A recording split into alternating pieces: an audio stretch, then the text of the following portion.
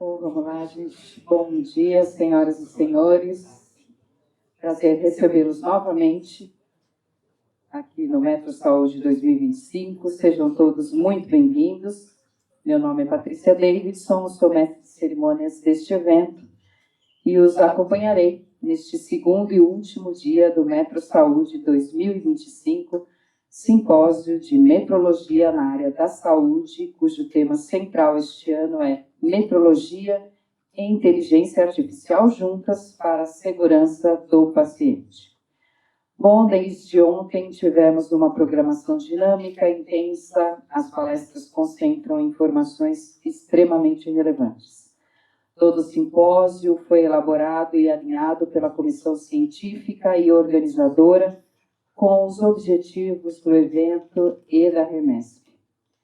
Bom, primeiro nós registramos nossos especiais agradecimentos aos patrocinadores e que contribuíram muito na viabilização e sucesso deste evento, que são eles: o IPEM, Instituto de Pesos e Medidas do Estado de São Paulo, Perilo Engenharia, Associação Brasileira da Indústria de Artigos e Equipamentos Médicos e Odontológicos Hospitalares e de Laboratórios, a ABIMO, Associação Brasileira de Infraestrutura da Qualidade, a BRIC, Gênesis Inteligência Artificial e LRE Group, Gestão em Sistema de Medições. Os nossos agradecimentos especiais ao INRAD, Instituto de Radiologia do Hospital das Clínicas da Faculdade de Medicina da USP, que nos honrou com a cessão do espaço e infraestrutura de auditório para a realização deste evento.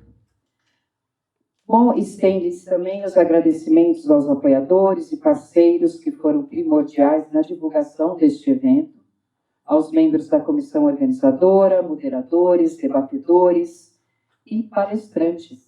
Nossos sinceros agradecimentos.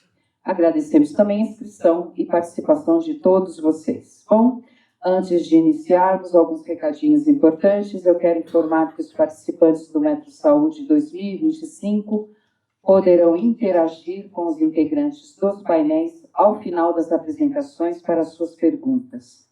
Por gentileza, apenas sinalizem levantando a mão da nossa assistente de sala e lá levar-lhes o microfone.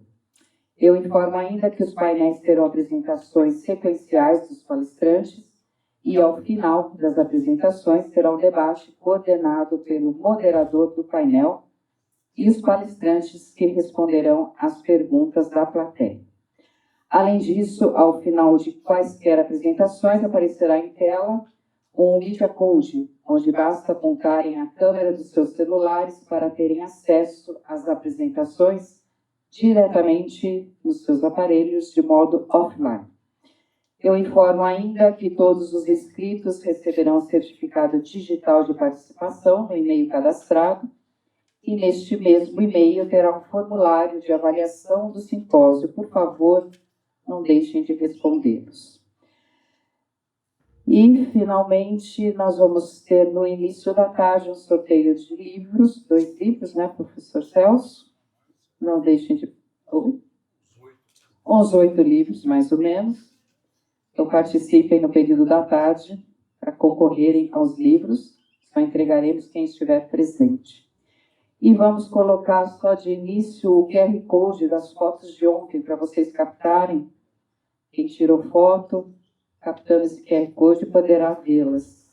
Vamos lá? Aí está. Essas são as fotos de ontem.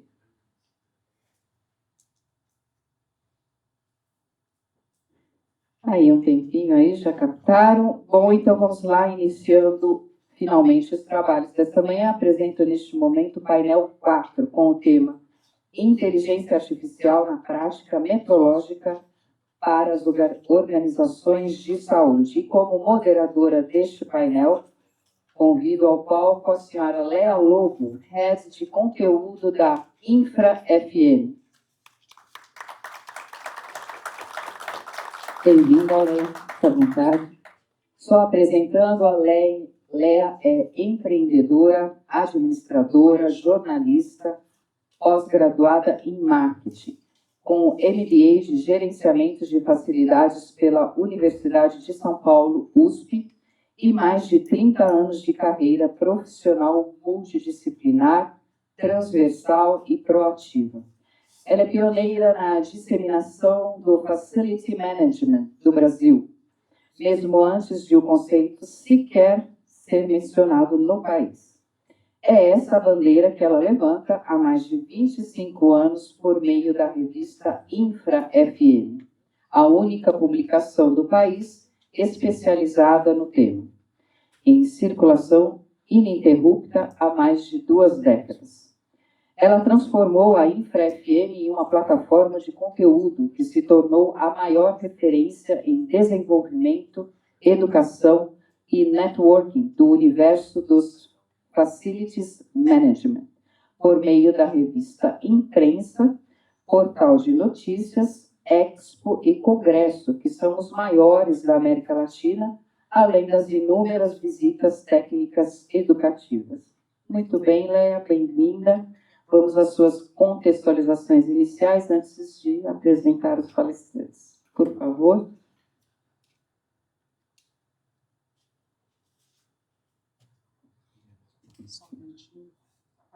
Gente, bom dia. Primeiro, era uma alegria imensa estar aqui. Queria agradecer ao Celso pelo convite. Ao mesmo tempo, acaba sendo um tema aqui dentro da área da saúde. Primeiro, que inteligência artificial é algo que eu sou apaixonada. Antes eu falava que eu tinha apenas um amante, que era o Waze. Hoje eu tenho 2 amantes, o Waze e todas as IAs que me atendem no meu dia a dia e que fazem da minha vida uma vida extremamente mais produtiva, entregando conteúdo de maior qualidade. E eu espero que vocês tenham aqui nessa manhã essa experiência aqui com os 4 palestrantes que vão trazer temas sobre a digitalização e a importância disso para nós que somos gestores, principalmente quando o foco é infraestrutura, predial, etc e tal, principalmente também focando aí no bem-estar das pessoas, né? Hoje, no geral, o que a gente vê, aliás, eu até vou falar isso porque eu tive num evento esse ano no Japão, e falei, poxa, que negócio interessante. E quando a gente fala em Japão, normalmente é muita tecnologia, e quando eu cheguei nesse evento, eram 160 países reunidos para falar do trabalho do futuro. E uma coisa que me deixou bastante emotiva até, que o tema central não era mais tecnologia, nada disso, apesar que tudo isso estava lá para quem quisesse conhecer, mas é a preocupação de todos os países com o tema da vida das pessoas, como que a gente salva, como que a gente empodera e como a gente cuida das pessoas no mundo que está por vir. Então, eu acho que a inteligência artificial tem muito a contribuir com isso também, mas não vou ficar aqui falando, a gente tem aí os nossos especialistas que vão falar, e a gente vai convidar o primeiro deles, né, que é o Galdino, que eu tive a honra de fazer uma entrevista faz mais ou menos 15 anos, né, Galdino? Bom, muito obrigada, Léa, pelas suas palavras iniciais. Vou pedir para que você retorne para poder assistir, senão tem tela de retorno. E só para apresentar o tema, a utilização de agentes de inteligência artificial aplicados à metrologia nos processos de engenharia clínica. Aqui está o João Galdino, só apresentando. Ele é graduado em Engenharia de Controle e Automação, é professor de Inteligência Artificial da Unicamp e da Unisal, é especialista em Machine Learning e Deep Learning, em Engenharia Clínica e em Gerenciamento de Tecnologia de Informação em Saúde. Ele atua no desenvolvimento de tecnologias e sistemas para a área hospitalar e industrial. É também responsável pela implantação e integração de sistemas de engenharia, produção, clínicos e cognitivos, apoiando na sustentabilidade econômica de instituições no suporte para garantir a confiabilidade e segurança no uso de tecnologias médicas voltadas aos pacientes. Bem-vindo. Obrigado. Obrigado. Bom dia, pessoal. Responsabilidade, né? Ser o primeiro cara a falar. O Celso já está olhando para mim ali, de braço cruzado, aí você já fica receoso. Brincadeiras à parte, mas obrigado, é um privilégio participar do Metro Saúde. Vou só fechar aqui, pessoal. Deixa eu só cancelar. É um privilégio falar para vocês hoje aqui. Eu vou falar um pouco sobre como os agentes de inteligência artificial têm revolucionado a saúde e como a inteligência artificial. Vocês já me conhecem, muitos de vocês, eu posso falar, eu falo de há 12 anos, né? Como a Leia falou, eu fiz um artigo que está emoldurado na minha parede lá, um dos primeiros artigos de IA publicado na Infra FM, e eu venho falando de IA há muitos anos, sobre diversos processos, mas eu sempre quero trazer casos práticos, né? A gente aplicar a inteligência artificial e ver o processo e ver o resultado, porque muita gente fala, mas poucas pessoas realmente mostram qual o resultado que você pode obter utilizando uma inteligência artificial. Tá? Bom, quem sou eu, né? Eu fui apresentado muito bem pelo pessoal, eu não vou fazer uma retórica sobre o meu currículo, mas o que eu gostaria de trazer para vocês 3 coisas que eu tive o privilégio. Plantei uma árvore, escrevi um livro, falta fazer um filho, né? Acho que esse é o caminho de todo ser humano. Mas eu fui palestrante TEDx, 2 edições, faço parte do comitê. Eu tenho um TED especial que eu falo do passado, presente e futuro da tecnologia e da IA. E eu fiquei sócio de um bilionário chamado Gustavo Caetano, da Samba AI, e da CNDL, ou das CDLs. E a gente criou a CDLA, que está presente para o varejo do Brasil todo. Isso para nós foi uma forma de disruptar o que nós fazemos com inteligência artificial, mas é um produto novo que está vindo para todo o varejo. E sou fundador da Gênesis IA, sou atualmente vice-presidente da Associação dos Fornecedores da Saúde, a AFS, onde tem mais de 40 fornecedores, onde nós atuamos no segmento hospitalar para prover tecnologia e infraestrutura para a saúde. Mas aí vamos falar, né? Vamos falar do tema. O meu tema hoje ele é bem específico e, de uma certa forma, abrangente. A metrologia, ela vai mudar, como qualquer área, tá, pessoal? E a gente vai ter a inteligência artificial impactando todo o processo. Quem aqui não faz certificado de calibração, faz controle metrológico, já não usa IA para auxiliar no laudo. Isso você pode usar qualquer IA de mercado para fazer isso, né? Os agentes de IA, ele muda um pouquinho a abrangência do processo. Por quê? Quando eu uso uma IA, eu tenho que saber fazer a pergunta. Quando eu uso um agente, eu não preciso saber fazer a pergunta. Eu posso ser leigo, eu posso ser um usuário que está usando. Então, aquilo que vocês viram da CDLA, por exemplo, que a gente atingiu o varejo, a gente coloca mais de 100 agentes para ajudar o profissional leigo. Por quê? Ainda 80% da população mundial não usa IA, porque tem medo.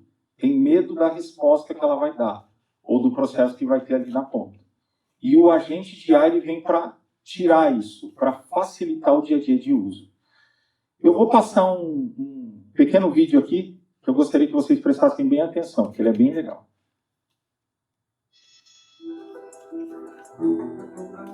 Eu sou uma revolução tecnológica. Esta manhã eu li mais de 4.000 artigos sobre leucemia em menos de 1 segundo. たった数週間で新しい言葉の話せるように。 Milhares de novas leis foram publicadas ontem. Eu já conheço todas elas. Eu sei todos os detalhes de todos os relatórios financeiros públicos dos últimos 20 anos. Eu posso detectar doenças antes que os pacientes apresentem qualquer sintoma. Eu entendo eufemismos, idiosincrasias e metáforas complexas. Eu posso dizer o que vai vender bem antes de virar tendência na internet. Eu posso prever o tempo em mais de 2 bilhões de lugares ao mesmo tempo.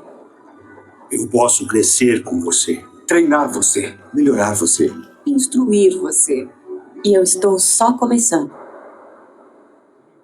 Isso, uma fala importante, né? O mais curioso é que esse vídeo tem 12 anos. Tá?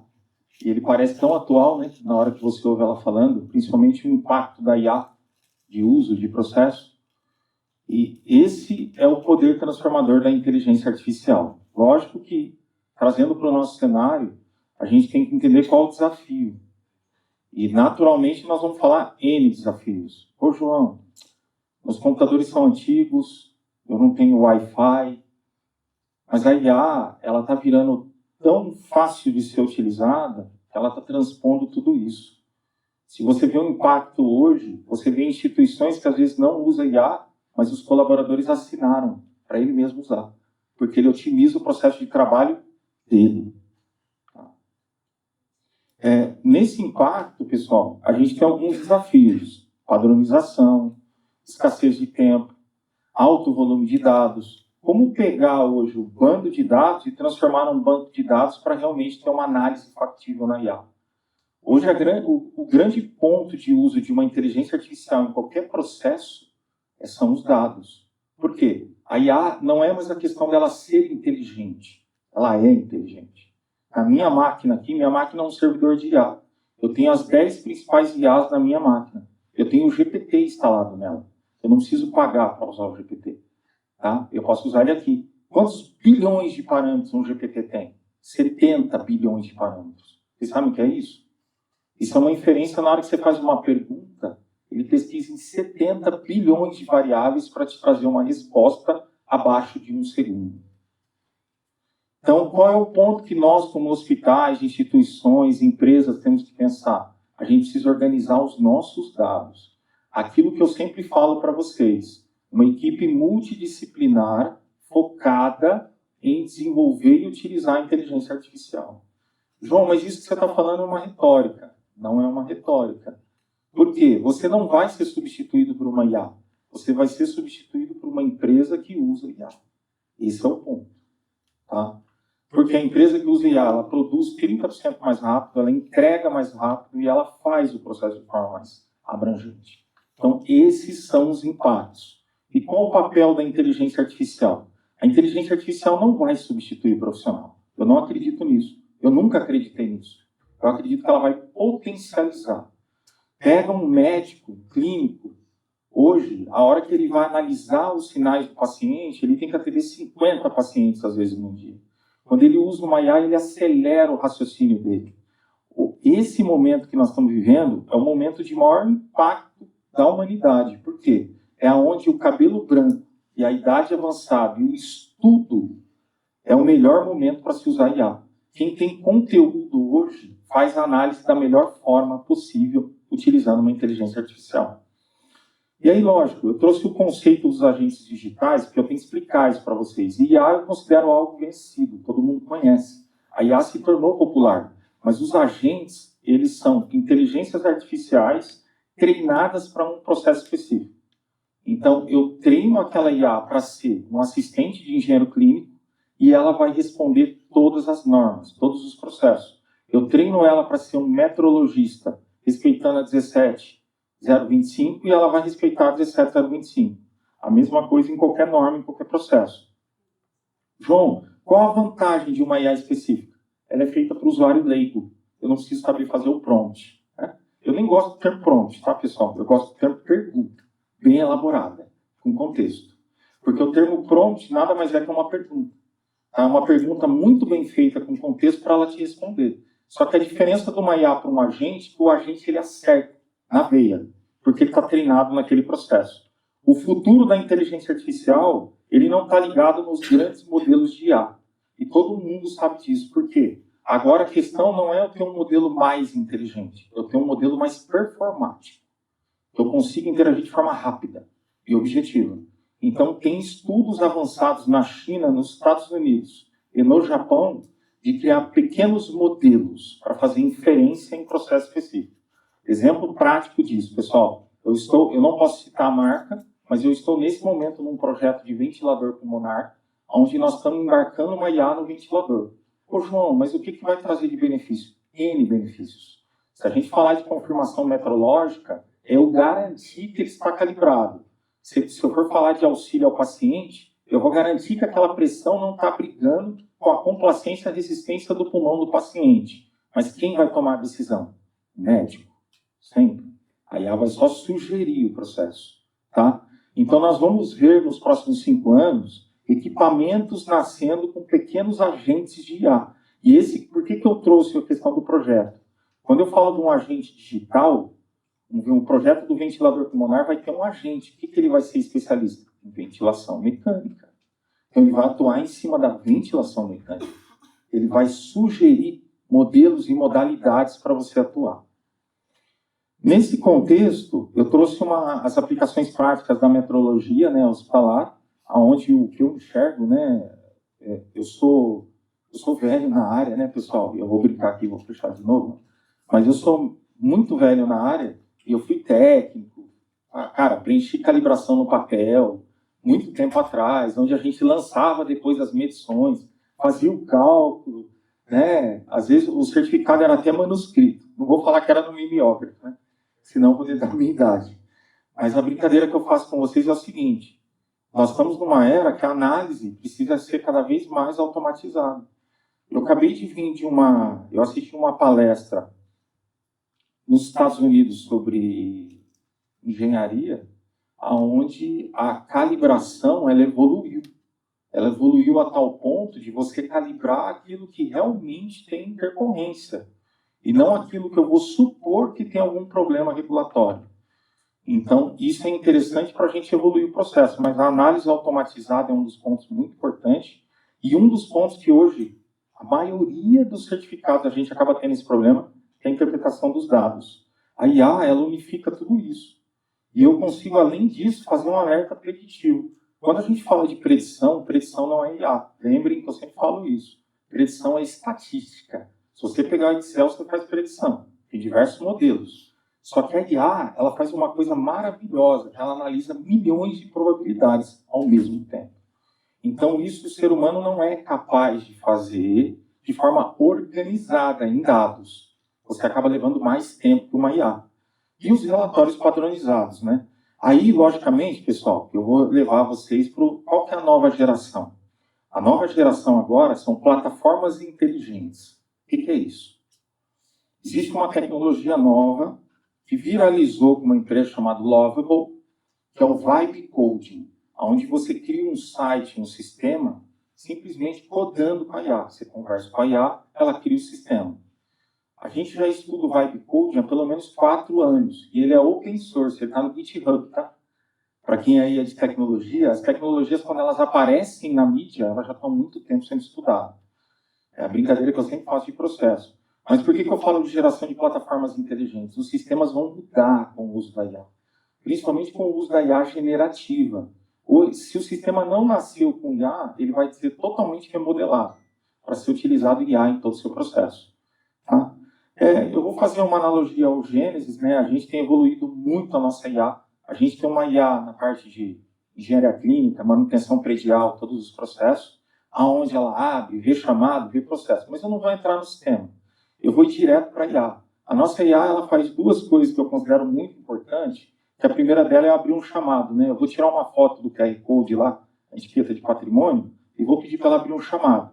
Vou informar o motivo só. Vou falar que esse equipamento não está funcionando, não liga, e ela já vai abrir o chamado e vai notificar as pessoas responsáveis. Aqui tem um impacto que ele é muito grande. Qual que é o impacto? Eu tiro o atrito, né? Sabe aquele atrito do usuário que tem que ter senha, acessar um sistema para ver o processo? Não, ele está usando a IA, é um contato. E esse contato, eu estou lá pedindo, eu estou falando, ó, o monitor está descalibrado e os valores estão fora do esperado. Nesse momento, ela registrou o chamado e notificou a engenharia, notificou os responsáveis. Esse ponto é legal, porque eu levo para a prática. Isso é IA generativa? Não. Isso é IA descritiva. Tá? Só que ela fez o processo, só que agora eu vou usar generativo. Vou falar, ó, me sugere a solução para o chamado número tal, e ela vai olhar a base histórica dos equipamentos e vai sugerir a solução para resolver aquele problema no menor tempo possível. A nossa IA hoje, ela tem a capacidade de, quando o enfermeiro abre o chamado, ela já olha a base e já sugere a solução, antes de encaminhar o atendimento para um técnico. Então, ela faz esse processo de forma automática. E esse é um dos itens de uso de uma inteligência artificial. O impacto disso em abertura de chamada e atendimento de requisição de serviço é brutal. Você chega a otimizar 45% dos indicadores. Tá? Porque você está usando a IA e está diminuindo o atrito de processo. Eu tenho uma outra camada que eu só vou pincelar rapidamente, mas também é a criação de checklist. Né? A IA não é só conversar, não é só chatbot, pessoal. E é interessante isso para vocês saberem, porque se você aplica IA em software, em processo, em cenários, por exemplo, aqui ó, eu abri um chamado lá de calibração e eu pedi para ela criar o checklist. Ela criou sozinha. Não precisei cadastrar, fazer, ela fez tudo sozinha. Então, ela tem esse impacto no processo. Eu consigo fazer procedimentos e processos de forma automática. Um outro uso comum da IA, no dia a dia, vocês já devem estar usando, é a criação de POP, procedimento operacional. Cara, eu posso pedir um procedimento operacional para ela de qualquer processo, que ela vai gerar para mim. Tá? Nesse contexto que vocês estão vendo aqui, a gente tem uma camada mais avançada. Eu tenho grandes empresas de engenharia usando, aonde a gente chama de Doc Discover. O que é isso? Aqui eu distancio muito de um sistema tradicional. Para o quê? Eu pego os documentos que você tem, manual técnico, manual de usuário, procedimentos, jogo tudo dentro da IA, ela lê 1000 páginas em 5 minutos. Aquele meu slide está antigo, tá? Ela lê 1000 páginas em 5 minutos. A partir disso, está na base de conhecimento dela. O que eu perguntar, ela vai responder. Eu vou mostrar na prática para vocês. Eu vou pegar uma RBC de 100 páginas, vou jogar dentro dela e vou pedir para ela ler. Ela vai ler em tempo real. Esse método é um método bem avançado em matemática, né? Matemática e álgebra linear, a gente chama de tokenização, utilizando o TensorFlow para processo. Então, fiz ali, ó, ele leu o documento todo. É como se ele grifasse o texto. Vou perguntar para ela no WhatsApp qualquer informação desse documento, ela vai me responder. A gente teve um desafio recente com uma empresa de engenharia do grupo Petrobras, onde eles colocaram na nossa base, né, Kleber, acho que 4.800 documentos. E aí o desafio foi aí absorver esses 4.000, porque eram 4.000 projetos de plataformas petroquímicas para IA ler e responder. E ela responde todo esse processo de forma generativa. Aí, escrever e-mail, pedir para fazer resumo, transcrever, escrever em outro idioma, você faz o que você quiser, depois que você está com o processo lá dentro. Tá? Esses são os impactos de uso de uma IA diretamente. O outro impacto é o uso da IA embarcada num BI. Porque aqui eu estou com um BI aberto de um amigo, né, parceiro da Remesp, que é a Biomedtech, ele gentilmente cedeu, onde eu estou mostrando os dados de calibração. Ficar analisando certificado por certificado para ver o que está aprovado e reprovado, isso já é coisa do passado, pessoal. Não precisa nem falar de IA. Você pode colocar um BI, um Power BI da vida e analisar todas as calibrações que você tem, todos os processos que você tem. E aí você consegue, de forma bem analítica, descobrir para onde você tem que direcionar o seu controle metrológico. Tá? Mas tudo isso que eu mostrei para vocês é para falar duas coisas. Qual o impacto de uso de uma inteligência artificial, seja numa engenharia clínica, numa manutenção predial ou num hospital? Você chega a ganhar 30% de mais eficiência. Isso é comprovado. Tá? Vou pegar uma coisa muito simples. Escreve um e-mail. Eu com meu engenheiro e com as minhas palavras, um e-mail ficou horrível. Eu tenho alguns clientes aqui, como o Alan, o Lucas. Cara, se eu escrever um e-mail para o Alan, eu passo primeiro na Gênesis para depois te mandar. Por quê? O e-mail fica muito mais palpável. E esse é o impacto de uso da IA. Eu estou usando o exemplo do e-mail, porque o e-mail é uma coisa que vocês fazem o dia todo. Mensagem do WhatsApp. Pede para a IA escrever a mensagem para você. Você vai ver que a mensagem vai ficar muito melhor para o usuário na ponta. Tá?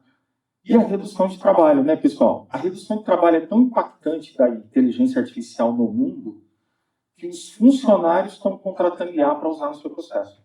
Mesmo se a empresa não adere, as pessoas têm. Vocês podem ver, tem N memes na internet, no Instagram, as pessoas usando IAs para resolver os seus problemas do dia a dia. Porque realmente ela resolve. Como professor de IA, eu tenho uma brincadeira, né? Se você pegar o LinkedIn, a gente tem uma análise com a nossa IA que a gente faz das redes sociais, 70% das postagens do LinkedIn hoje são feitas por IA. Sabiam dessa?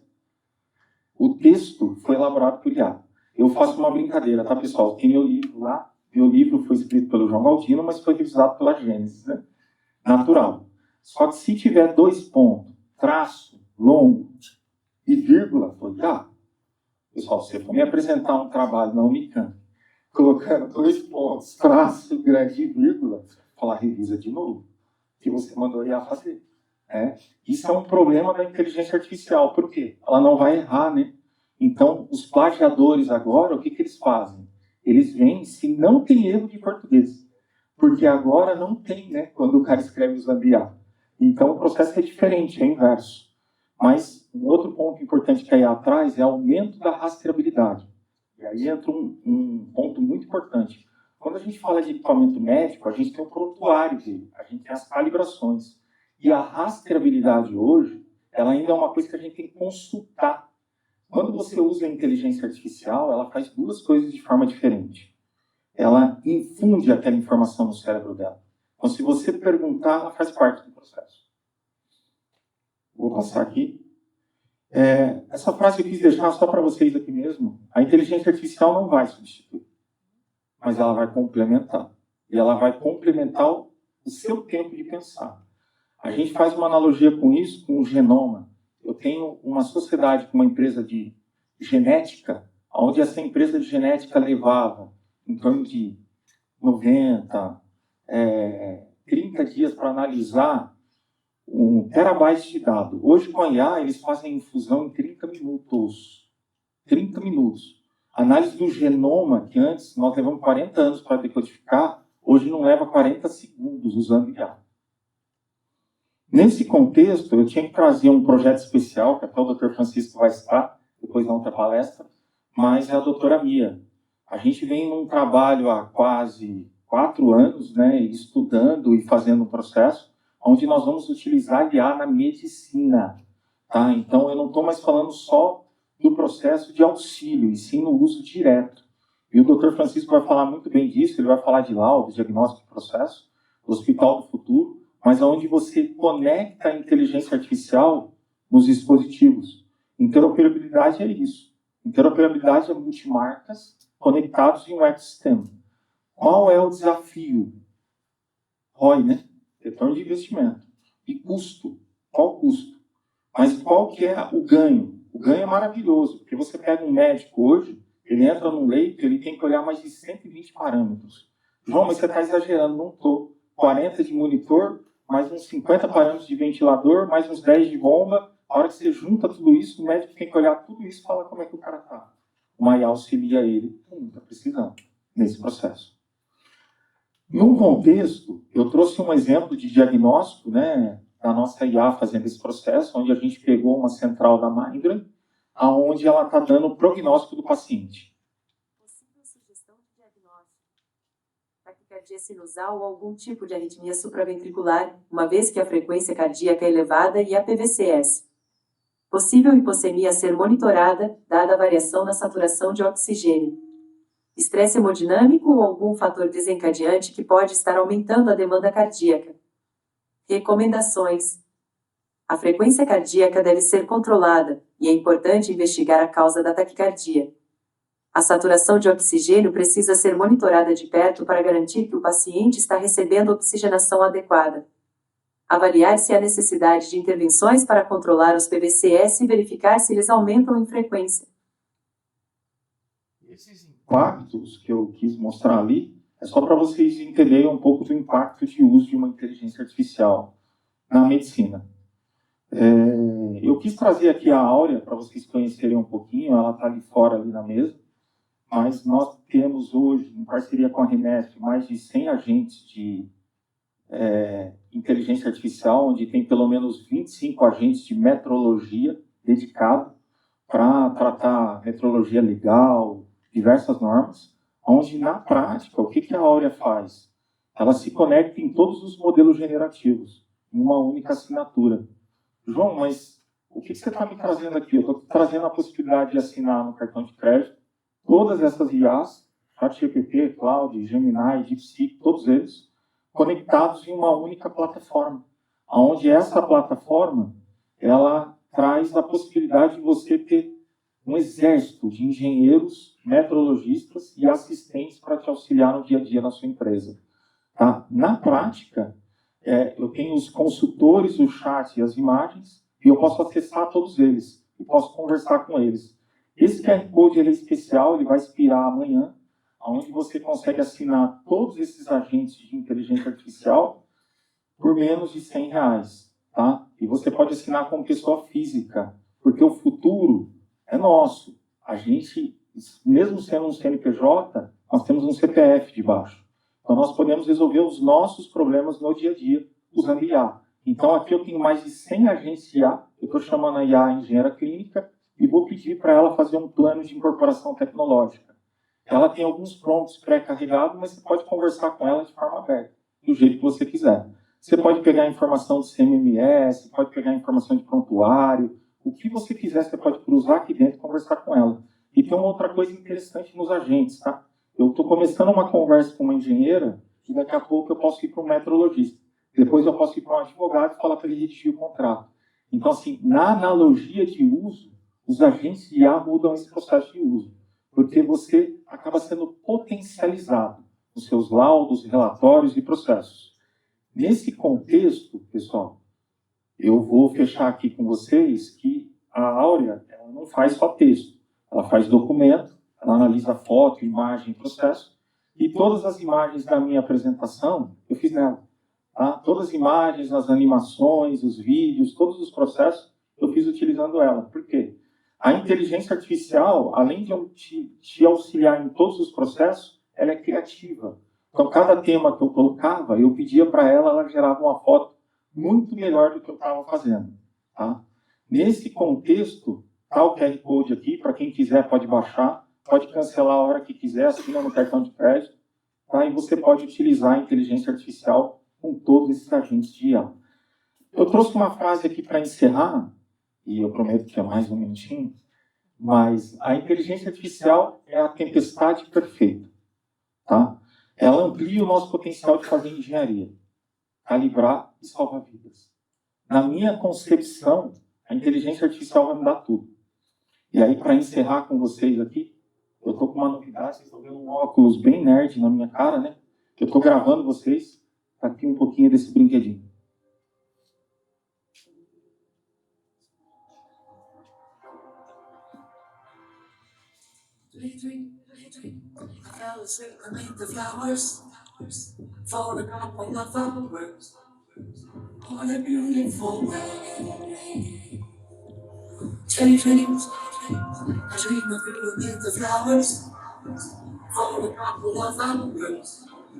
Such a beautiful world.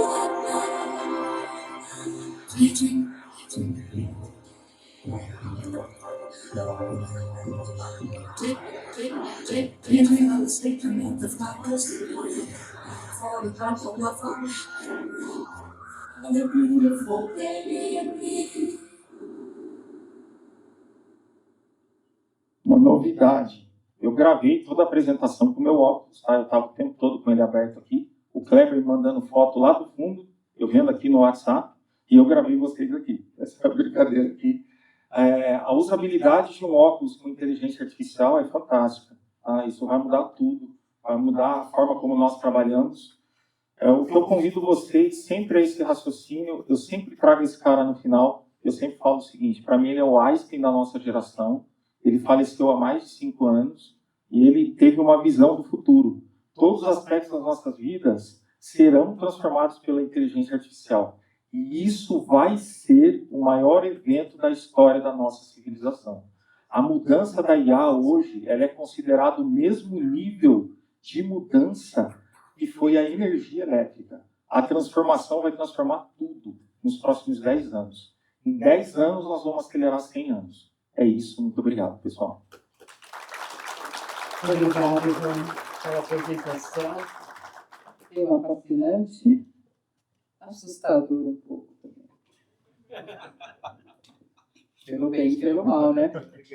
Não sabemos. Mas, enfim, vamos lá para o segundo palestrante deste painel, que será o tema Gêmeos Digitais Hospitalares, Metrologia e a IA juntas para a segurança do paciente. Eu convido o senhor Ronaldo Brito.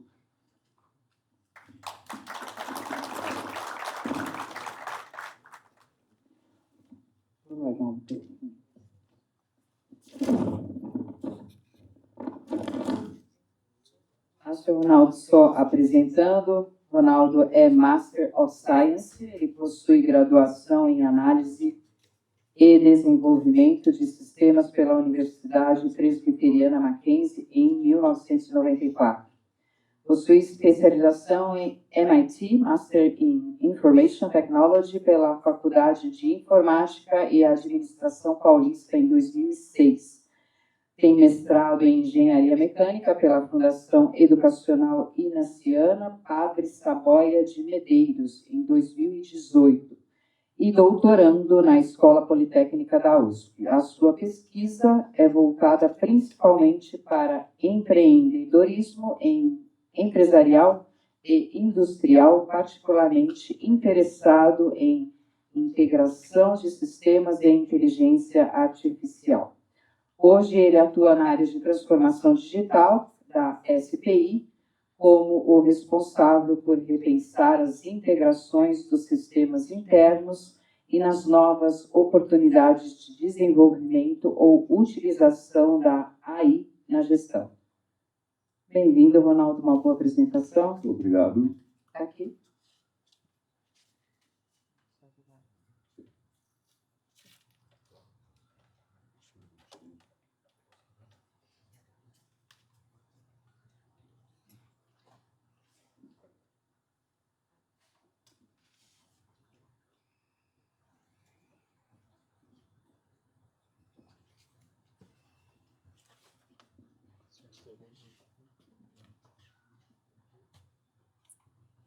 É que ele vai pular.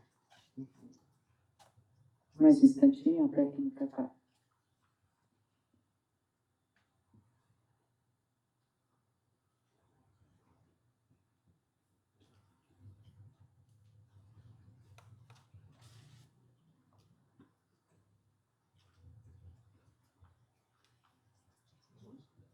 Bom, enquanto eles estão acertando a técnica aqui, né, é um prazer estar aqui com vocês essa manhã.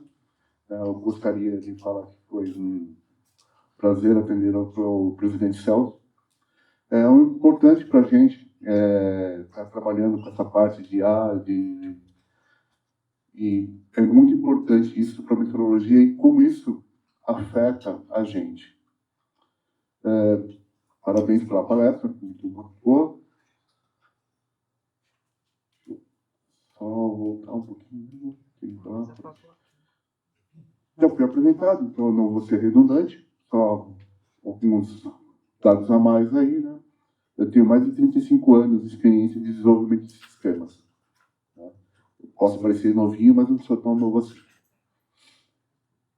Eu comecei a mexer com inteligência artificial em 92, 93. Né? Eu comecei a estudar, vendo o que podia ser feito na época. Programei coisa que hoje nem muita gente não sabe, como Pascal, Assembler e coisas do tipo. Hoje, eu sou coautor de 2 livros, né? Automação e Sociedade, né? Quarta Regulação Industrial, um livro que a gente fez junto com a USP, e um livro sobre governança digital 4.0. Então, sempre focado nessa parte de informação e nessa parte ligada à tecnologia. A SPI é uma empresa de engenharia, focada na indústria, então a gente trabalha com processos industriais, trabalha com grandes empresas de engenharia, a Ford não está mais aqui, a Volks, várias farmacêuticas, então a gente é multidisciplinar em vários tipos de empresas. O foco sempre foi em sistemas, como os sistemas podem ser integrados e levar informação para a gerência. O que a gente chama de NAS. Bom, hoje eu vou falar um pouquinho, né, tentar explicar um pouquinho, falar um pouco sobre gêmeos digitais. O que é essa palavra? Esse termo já é uma coisa que está um conceito, digamos assim, que a gente ouve muito, mas pouco se explica. Tá? O conceito mesmo, ele nasceu lá daquela montar, você ter os primeiros réplicas, as primeiras montagens que você quer ter um sistema complexo e mostrar como esse sistema pode ser.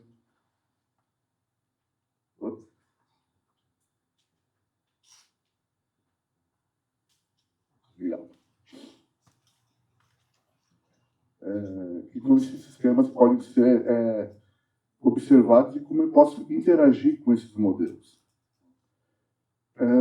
Esse começou a ser muito mais disseminado, né? Como já tem bastante tempo, um estudo de longa data, mas ele teve alguns inputs, alguns busters, né, após a Covid-19. Né? Toda a parte de ser isolado, reuniões não presenciais, tudo isso ajudou você a desenvolver algumas coisas que a gente chama na parte de gêmeos digitais, a parte da transferência de informação. Né? A gente teve empresas que praticamente não tinham nenhum link de internet, começaram a ter, e começou a ser disseminado esse tipo de coisa. Hoje, nós temos 21 bilhões de sensores conectados alimentando gêmeos digitais. Quando a gente fala de sensor, o sensor não precisa ser aquele sensor físico, aquela coisinha, né, que você pensa e imagina ali. Quando você está usando o seu celular junto com o seu celular é o sensor. Quando você está usando um smartwatch para pegar o batimento cardíaco e a pressão e a oxigenação do sangue, é um sensor. Eles estão transmitindo essas informações. E isso é muita informação que está passando de um lado para o outro. Tá? O Origem mesmo, para quem assistiu o filme do Apollo 11, lembra que o pessoal, quando deu problema na Apollo, eles pegaram o que tinha em terra e tentaram emular o que o cara estava longe. Então, já começou a você ter um conceito. Eu estou emulando alguma coisa que não está, às vezes, nem está próximo de mim. E eu preciso ter uma comunicação perfeita para isso. Né? David Gallagher, em 91, é que realmente lançou alguma coisa. Ele falou sobre a realidade e o primeiro conceito que é muito importante. A simulação da realidade por meio do fluxo ininterrupto de dados. Então, nós estamos sempre falando que um gêmeo digital está ligado a um fluxo de dados, de alguma maneira. Né? Depois, o Dr. Michel Greaves, né, ele realmente cunhou o termo gêmeo digital em 2002, né, como instrumento estratégico para fazer a simulação e a segurança das empresas. Quando a NASA adotou essa parte de gêmeo digital, começou a adotar, eles passaram também por um roadmap. Então, assim, o que são as tecnologias que vão compor esse gêmeo digital? Como é que esse gêmeo digital funciona? O que ele precisa ter em essência? Né? Então, o gêmeo digital é um modelo, então ele precisa ser um modelado. Né? Ele precisa ser um modelo multiscalar, então ele tem que ser desde o átomo até o sistema solar. Então ele precisa ser grande, ele precisa ser escalável para isso.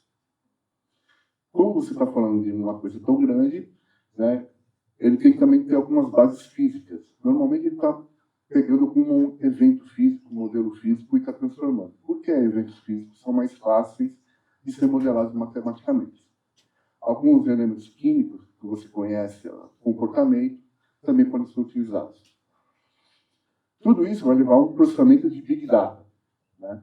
Ou seja, eu vou ter muita informação. Como é que eu vou manipular essa informação de forma rápida e precisa? Né? O volume que eu vou precisar, como que eu vou acessar isso? E inteligência artificial e machine learning, né? Os algoritmos que aprendem em cima das informações. Como o volume é muito grande, eu preciso ter alguma coisa que consiga manipular esse tipo de coisa. Por isso que a parte de inteligência artificial é muito importante ela ter alguns agentes citados pelo meu amigo. E o Digital Thread, que é a parte contínua de dados conectados.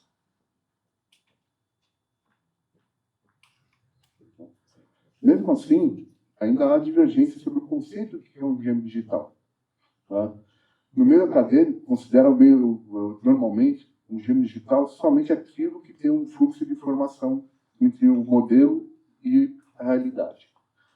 Mas isso nos leva a 3 tipos de modelos digitais. Né? O objeto físico mandando para o objeto digital, que é só um modelo, eles não estão mandando em tempo real informação. Ele pega a informação, armazena e passa para um outro modelo.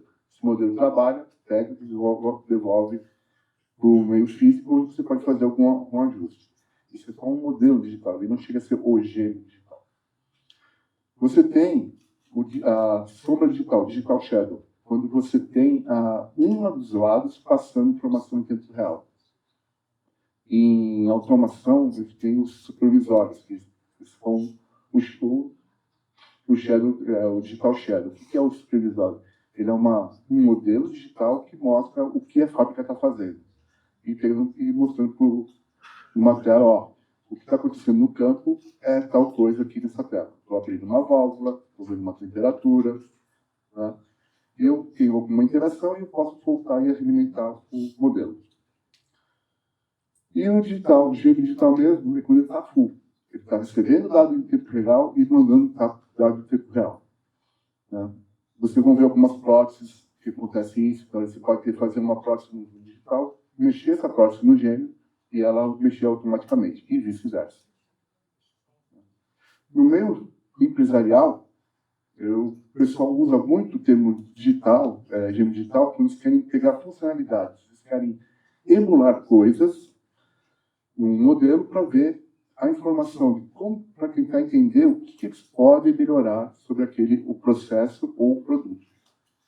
Já no âmbito da saúde dos hospitais, representa alguns componentes que podem ser um processo. Eu posso, dentro do hospital, fazer um gêmeo digital para ver como eu posso fazer uma fuga no caso de incêndio. Eu posso usar o gêmeo digital para ver se eu resolver colocar um robô para fazer abastecimento dos quartos com a alimentação dos pacientes, como seria isso, junto com a movimentação do pessoal. Né? Eu posso fazer vários tipos de movimentação desse tipo. E também eu posso emular alguns equipamentos. Né? Então, a utilização de alguns sensores, de alguns equipamentos no hospital, que me dão alguma informação. Tudo isso eu preciso ter um link de informação, passando as informações de um para o outro. Né? Bom, ainda dentro de gêmeos digitais, ele abrange uma gama enorme de produtos e soluções. Então, assim, como a gente já viu que ele tem vários tipos de aplicação, em 2020, a IoT Analytics, que é uma revista, tentou formatar o cubo da inteligência artificial, onde no eixo X ele tem a designação da vida, que é muito focado em produto. Tá? Então, desde o design do produto até você comissionar ele, então nós estamos falando de todas as fases de vida do produto até a parte de você descartar e como descartar ele. O que tipo de informação que eu quero? Se é uma informação simplesmente informacional, por exemplo, como ele suporta uma temperatura, alguma coisa assim, até um nível de multissistema. Eu quero pegar várias informações e ver como um avião se comporta. E no eixo Z, ele fala sobre como você vai utilizar essa informação. O que você quer? O eixo Z, ele vai de 1 a 7 aqui, mas pode ser N. Então, por isso que ele não é bem um cubo. Porque vai depender do que você quer. Só nesse cubo, nós temos 252 tipos ou classificações diferentes com o gêmeo digital. Depende muito do que você quer fazer, o que você vai fazer e como vai fazer. E que informação você quer receber. Né? Onde a metodologia se insere nisso daqui?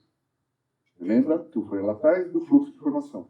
Fluxo de informação, eu preciso ter toda a minha parte de sensoriamento, como isso está calibrado. Se eu não tenho uma informação precisa, eu não tenho como confiar no meu gêmeo digital. E se eu tenho um gêmeo digital onde eu não tenho informação confiável, que ele vai me dar, não vai me dar uma informação, ou não vai me dar um retorno que eu estou esperando, de uma forma confiável, não serve para nada. Fora que isso pode causar vários tipos de problemas. Na medicina, imagina um sensor de glicemia que está descalibrado. Eu posso matar um paciente.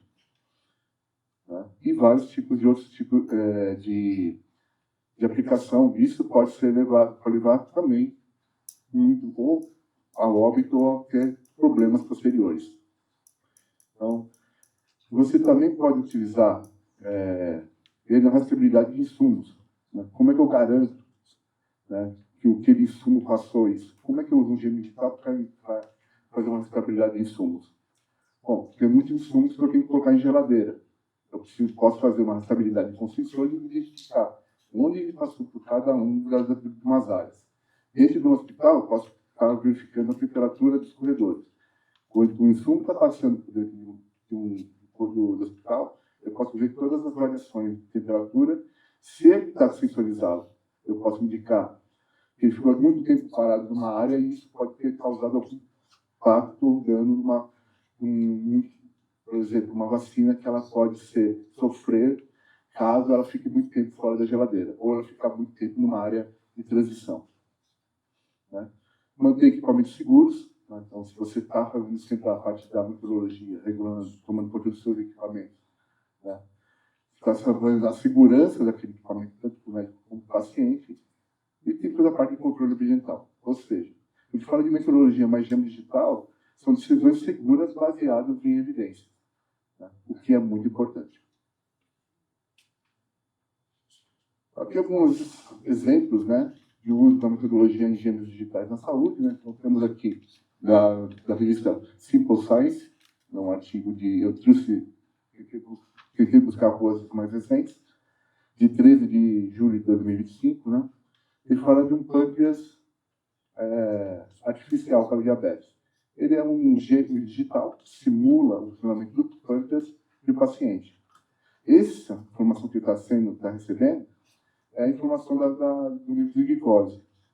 Então, se você tem um equipamento bem calibradinho, mandando informação em tempo real, ele consegue fazer esse gêmeo digital. Os dados alimentam o gêmeo digital que ajudam automaticamente a dosagem de insulina no paciente. Então, ele fica constantemente vendo essa parte de informação. Outro é na parte de monitoramento de estrutura, né? Esse é do Globant, né?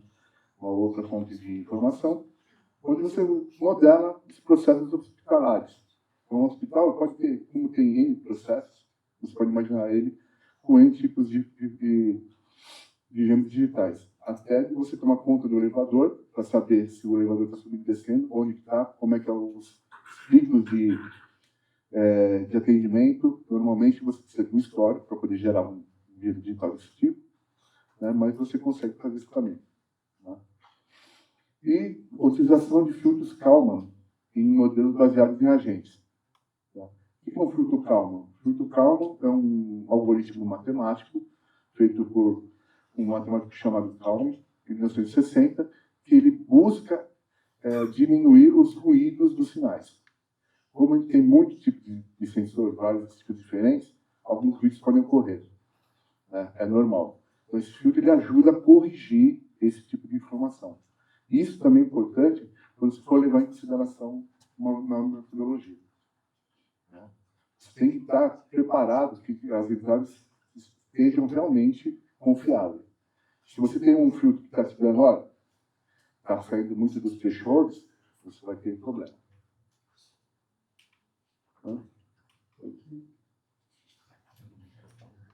Na integração de dados, né, então nós temos os dados do paciente, que pode ter o gêmeo digital, né?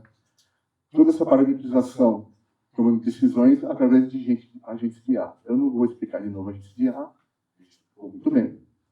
Mas só para trouxer um pouquinho mais o conceito. Os agentes de IA são algoritmos. Tá? Então você imagina que cada um dos agentes tem uma função específica, como eu disse. Então você vai dar uma função específica para um agente, ele vai olhar aquela coisa específica, né, focado naquilo. Existe uma discussão no meio industrial sobre por que eu vou deixar meus dados irem com um agente, esses dados para ser treinados por uma agência, por um chat GPT ou Gemini. Né? Eu não quero que essas informações saiam porque elas são informações sigilosas. Como é que eu garanto isso? Né? Hoje você consegue ter pequenos modelos que você treinou fora e traz para dentro do seu ambiente e treina eles, não é bem treinar, chama de fazer um fine tuning, para pegar as informações que você realmente acha importante. Isso é importante para os hospitais para quê? Para manter a segurança do paciente, para manter o sigilo né, e você ter um histórico focado no seu paciente. Quanto mais o paciente utilizar o seu hospital ou utilizar a sua clínica, mais informações você tem. Essas informações se tornam coisa viva, algo que um agente pode fazer vários tipos de classificação, vários tipos de coisas diferentes. Vai ser um enxame de agentes, né? Você vai ter agente para fazer tudo. Um para fazer uma separação, outro para uma classificação, outro para fazer qualquer outro tipo de serviço. For decades, 3D modeling and realistic simulation technology have been used in the automotive, aerospace, energy, high-tech, and Vou tirar o som. many other industries.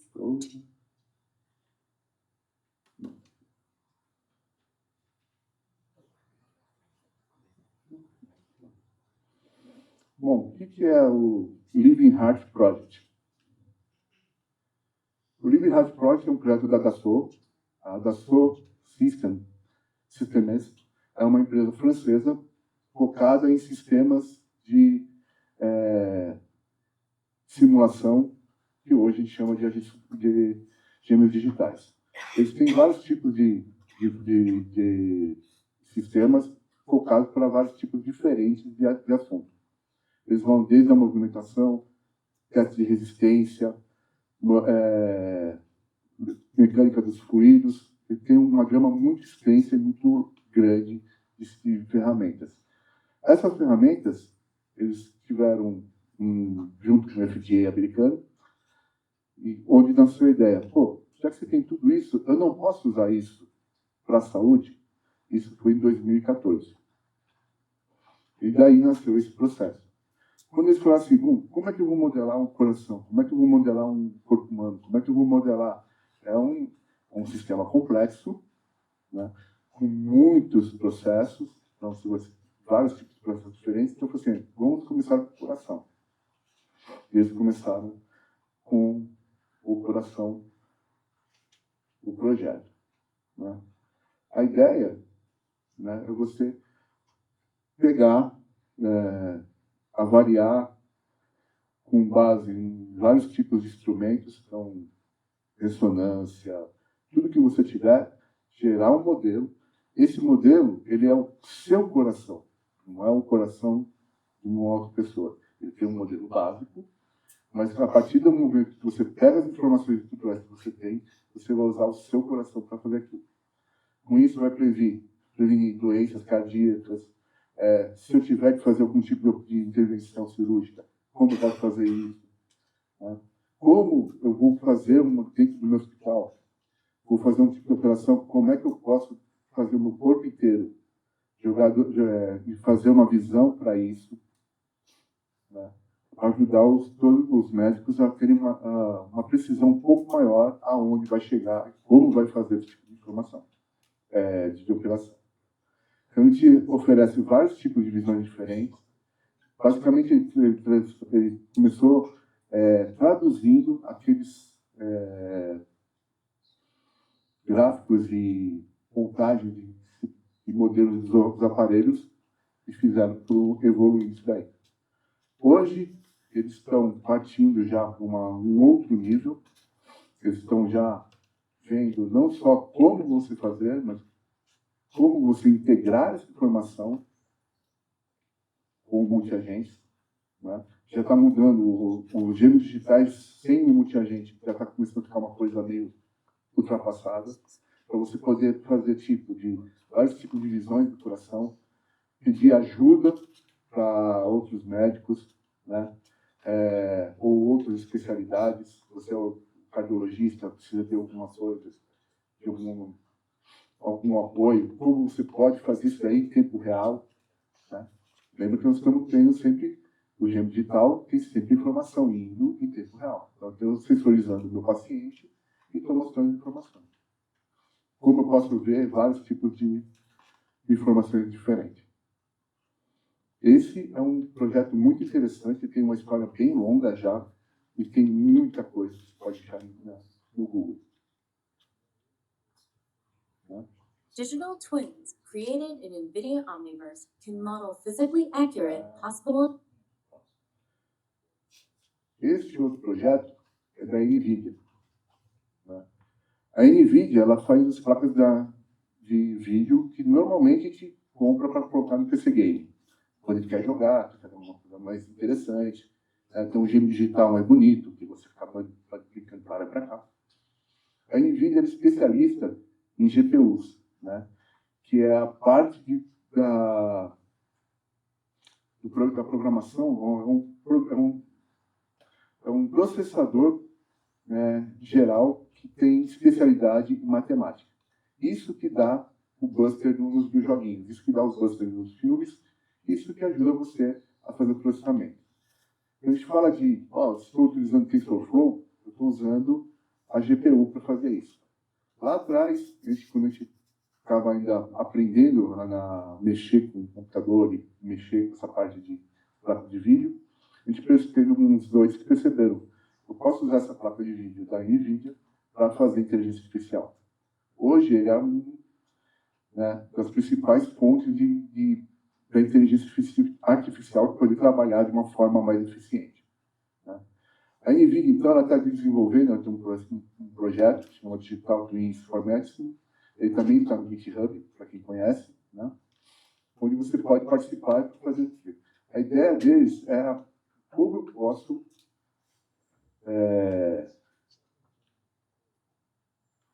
utilizar, né, todos os meus equipamentos, ou como eu posso fazer algum tipo de gêmeo digital que eu consiga trabalhar.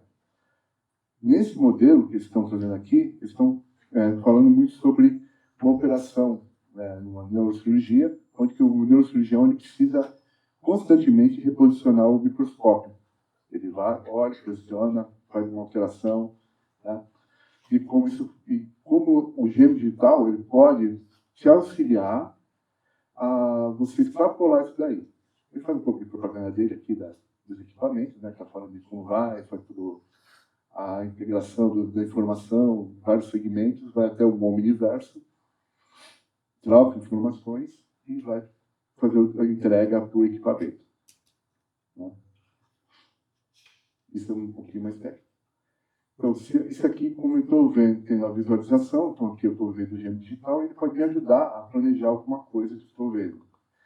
Aqui está puxando, mas ele não consegue ter a visão. Então, ele utiliza o gêmeo digital para procurar um outro ângulo, ele vai extrapolar o modelo e vai ver, você tem que atingir aqui. Então, ele tem menos interações com o equipamento, né, de ficar reposicionando, o que ajuda em várias coisas. Por exemplo, diminui o tempo de anestesia do paciente, ajuda a assertividade de onde ele tem que estar trabalhando. Né?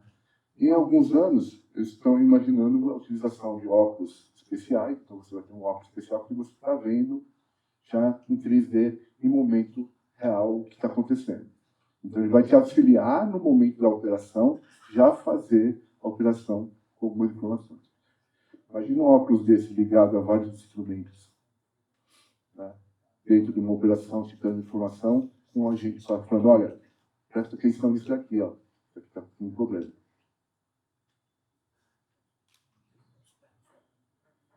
Bom, benefícios do gêmeo digital, né? Então, ele tem a personalização de tratamentos com base de dados reais e simulações, né? Então, eu posso também fazer vários tipos de gêmeos digitais, como eu falei, tem gêmeos digitais químicos que estão ajudando já ao desenvolvimento de novos medicamentos, de novos tratamentos, né? Previsão de eventos clínicos antes que eles ocorram, então aumenta a segurança ao conseguir já prevenir, né, antes de acontecer. Redução de custos de testes com testes virtuais. Então, hoje, numa escola de medicina, o pessoal já pega o coração na mão e tem que avaliar. Isso não é uma coisa ruim, mas você também, às vezes, não tem para todo mundo. Como é que resolve? Né? Você pode estar resolvendo com uma organização disso aí. Não que eu acho que isso invalide a prática. Eu acho que tem que meter a mão no coração mesmo, mas tem a melhoria da experiência do paciente, né? Quanto menos tempo ele tiver que estar exposto a uma operação, estar aberto, estar sendo operado, mais rápido ele vai se recuperar. Mas tem vários desafios também, né? O modelo sem a metodologia para poder aferir os dados, não adianta muito. Então, se eu não tenho um modelo confiável, eu não consigo trabalhar direito com engenho digital. Né? Integração de sensores. Hoje tem um negócio que se chama da briga da ampulheta. A guerra da ampulheta na indústria, a gente chama quando alguém quer sobrepor o seu padrão sobre outros. Então, a guerra das correntes elétricas, teve, né, a alternada e DC. Então, quando você estabelece um padrão, normalmente aquela tecnologia ela vai ser muito mais rápida. Tá? O que nós estamos vendo hoje é essa guerra de ter as IAs negativas, mas a gente está vendo que cada vez mais convergindo com um trabalho mais unificado do que realmente uma guerra. Tem vários tipos de ferramenta, mas todo mundo vai puxar uma sardinha do seu lado. O custo de implementação, né? Tecnologia nova, avançada, é cara, mas você tem vários tipos de tecnologia. Um dos principais aliados do engenho digital que se chama de IoT, né? Que é a Internet of Things. A internet das coisas é qualquer tipo de dispositivo que você consegue transferir informação. Não necessariamente via celular ou Wi-Fi, né? Você pode estar utilizando outros tipos de comunicação. Você pode estar trabalhando com Bluetooth, você pode estar trabalhando com LoRa, você pode estar trabalhando com 5G. Então, assim, você tem uma gama de equipamentos que auxiliam você a fazer essa transmissão de informação. Gênio digital só funciona se você tiver fluxo de informação. E a capacitação pessoal, né? Profissional. Quem estiver capacitado vai estar mais pronto para enfrentar os desafios. Né? No olhar final, os profissionais de saúde, né, precisam se familiarizar com o uso de dados de simulações e ferramentas de inteligência artificial. É o futuro. A gente precisa estar tentando abraçar o máximo possível, né, tentando entender onde é o meu papel como profissional utilizando essa ferramenta. Os gestores de hospitais, não vê só o engenho digital como uma coisa para pequenas oportunidades, mas vê para você fazer um controle de um hospital de uma forma mais ampla. Tem alguns artigos, algumas pesquisas que falam sobre cidades digitais. A cidade digital é quando ou a Smart Cities também, cidade inteligente, é quando a cidade começa a ter todo o controle do IoT das informações que ela tem e começar a tomar decisões mais rápidas, de fluxo de carros até onde estão os problemas de trânsito, lojas abertas, esse tipo de coisa. Está indo para um próximo nível, de ter prefeituras digitais. Então, você vai imaginar cidades, vocês estão falando de cidades de 2.000, 4.000, 6.000 habitantes, onde não compensa você ter uma câmera, não compensa ter um prefeito, colocar um prefeito digital nisso daí. Tá? Isso deve acontecer de 5 a 10 anos na Europa, é uma previsão deles, né, de 10 a 15 na Ásia e nos Estados Unidos, no Brasil daqui a uns 80 anos. Se deixarem, né? E a pergunta você depois, né? Vamos lá. Oi? Pergunta você agora ou você depois? Não, é no final. Obrigada, Ronaldo, pela apresentação.